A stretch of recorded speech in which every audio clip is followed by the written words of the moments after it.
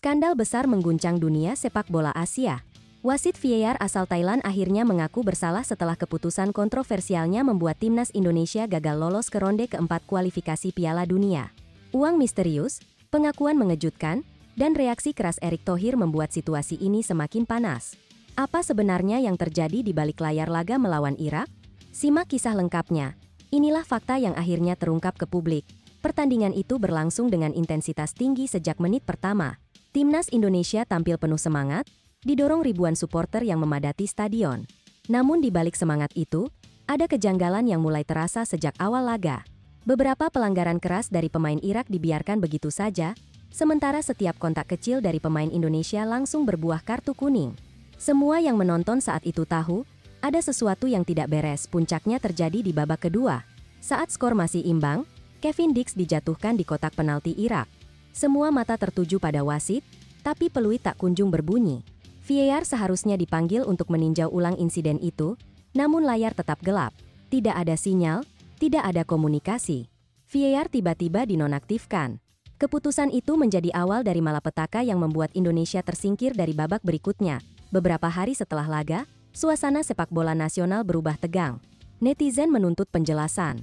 Media internasional pun mulai menyorot insiden aneh tersebut. Mengapa VAR bisa mati pada momen paling penting dalam pertandingan? Dan siapa yang bertanggung jawab? Pertanyaan itu menggema di seluruh Asia Tenggara lalu, kabar mengejutkan muncul. Wasit VAR asal Thailand yang bertugas dalam laga itu, bernama Sivakon Peu-udom, tiba-tiba dipanggil oleh Federasi Thailand untuk dimintai keterangan. Awalnya ia menolak berbicara. Namun tekanan publik yang semakin besar membuatnya tak bisa lagi diam. Dalam sebuah wawancara tertutup, ia akhirnya mengaku, sistem VAR sengaja ia matikan. Dunia pun gempar, pengakuan itu membuat publik sepak bola Asia terguncang. Sivakon mengaku bahwa ia menerima sejumlah uang dari rekening misterius, hanya beberapa hari sebelum laga digelar. Uang itu ditransfer dalam jumlah besar, cukup untuk membuatnya tergoda. Saya manusia biasa. Saya hilaf, ucapnya dengan nada penuh penyesalan dalam laporan investigasi awal. Federasi Sepak Bola Thailand, di bawah pimpinan Madampang, langsung bereaksi cepat. Madampang tidak ingin reputasi negaranya hancur karena ulah satu orang. Ia memanggil seluruh komite wasit, petinggi federasi, dan penasihat hukum untuk melakukan penyelidikan darurat. Dalam konferensi internal, Madampang tampak marah besar. Ia menegaskan bahwa sepak bola Thailand tidak akan melindungi siapapun yang menodai kejujuran olahraga. Di Jakarta, Erick Thohir menerima laporan itu dengan ekspresi serius.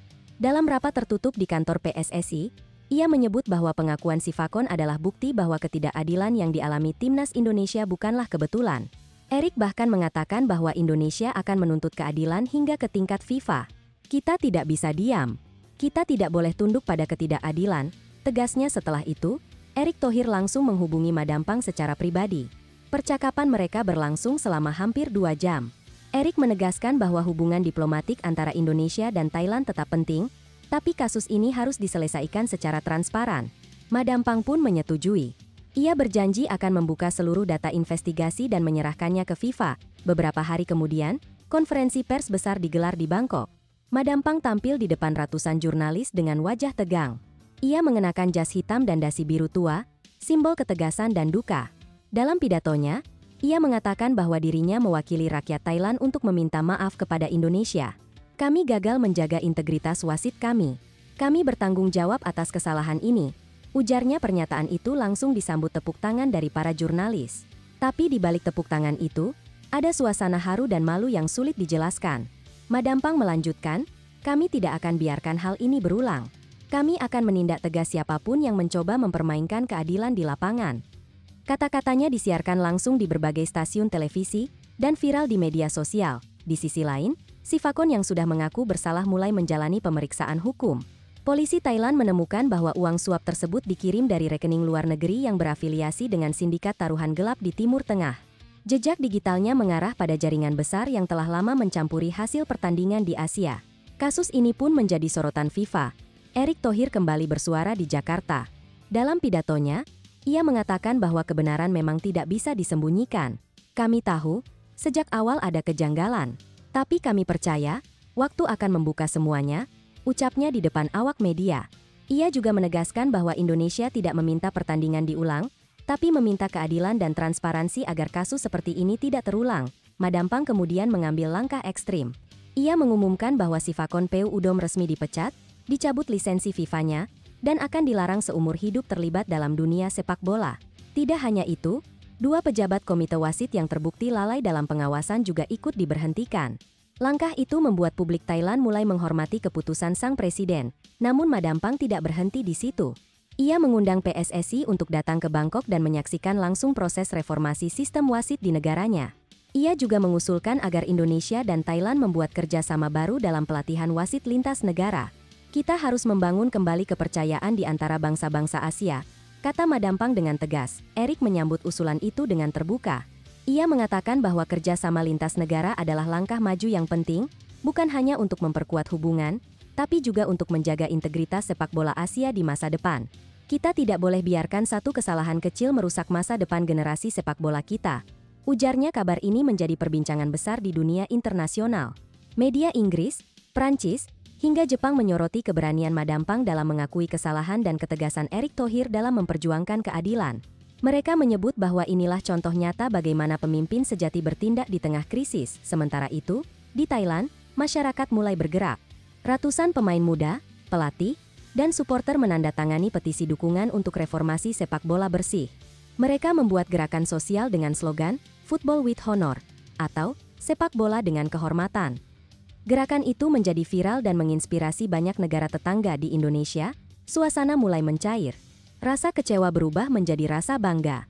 Para supporter Garuda menyadari bahwa perjuangan tim nasional mereka tidak sia-sia. Mereka telah memperlihatkan kepada dunia bahwa Indonesia adalah bangsa yang kuat, berani, dan tidak mudah tunduk pada ketidakadilan. Kita mungkin dicurangi, tapi kita tidak akan dikalahkan oleh kebohongan, tulis salah satu spanduk besar di Stadion Utama Gelora Bung Karno. Kasus ini kemudian menjadi pelajaran penting bagi AFC dan FIFA. Lembaga tertinggi sepak bola dunia itu mulai meninjau ulang sistem penggunaan VAR dan prosedur keamanan data di Asia. Mereka berencana membentuk badan independen yang akan mengawasi setiap laga penting di kawasan agar tidak lagi ada manipulasi di balik layar. Madampang dan Erick Thohir terus menjalin komunikasi intens. Mereka berdua sadar bahwa dari krisis ini, ada kesempatan besar untuk menciptakan perubahan nyata. Dalam salah satu pertemuan daring, keduanya sepakat untuk menyelenggarakan Asian Fair Play Forum, sebuah ajang yang akan mempertemukan seluruh federasi sepak bola di Asia Tenggara untuk membahas integritas dan kejujuran dalam olahraga. Kisah ini kemudian menjadi simbol kebangkitan moral sepak bola Asia. Bahwa di balik setiap skandal, masih ada pemimpin yang berani berdiri untuk kebenaran. Madampang di Thailand dan Erick Thohir di Indonesia menjadi 2 sosok yang dihormati karena keberaniannya menghadapi kenyataan pahit dengan kepala tegak. Sivakonpeu Udom kini menjalani hukumannya dengan penyesalan mendalam. Dalam pernyataan terakhirnya, ia berkata, "Saya telah menadai kepercayaan jutaan orang, tapi saya bersyukur, kebenaran akhirnya muncul." Kalimat itu menjadi pengingat bahwa satu tindakan salah bisa mengguncang seluruh sistem, tapi juga bisa menjadi awal perubahan. Kini, Indonesia melangkah dengan kepala tegak. Meskipun gagal lolos ke ronde keempat, bangsa ini mendapat kemenangan moral yang jauh lebih besar.